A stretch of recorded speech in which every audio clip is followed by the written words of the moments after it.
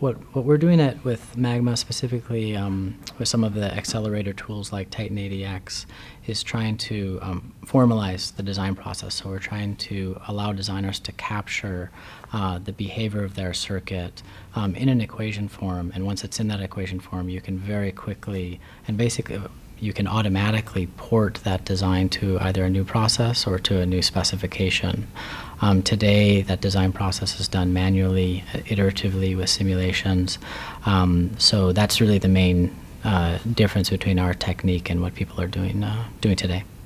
What's happening today is that an analog circuit designer has a difficult problem of trying to design the schematic while taking into account some of these increasingly more important layout effects early on in that design process. With the Titan 80X and the Titan AVP, which is the analog virtual prototyping tool, we're able to, while we're optimizing the circuit, while we're designing that circuit, take into account the important layout floor plan information on the fly. We're actually updating the models during the optimization to include, of course, things like the parasitics, or resistive and capacitive parasitics, but also the important proximity effects that start to play a huge role when you get to sub-65 nanometer technologies.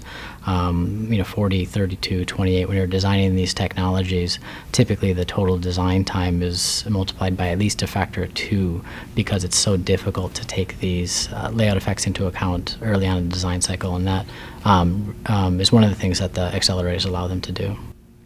You can sum up the accelerator tools as trying to capture the information, the designer's knowledge at both the schematic level and the layout level to be able to automate that design when you do it the next time. Again, as either you change the process or you change the specifications, you need to redesign that circuit.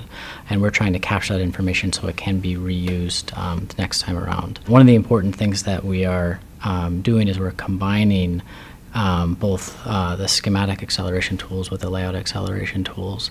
And our belief, especially my belief as an analog designer, is that that becomes critical at the modern nodes, and therefore you need to take into account some of the important layout parasitic, layout proximity effects in the optimization or in the analog circuit design problem. And our philosophy with the tools is to do exactly that, to combine those so that the knowledge that the designer has captured at both the design level and at the layout level are taken into account simultaneously and allow you to port a design very quickly.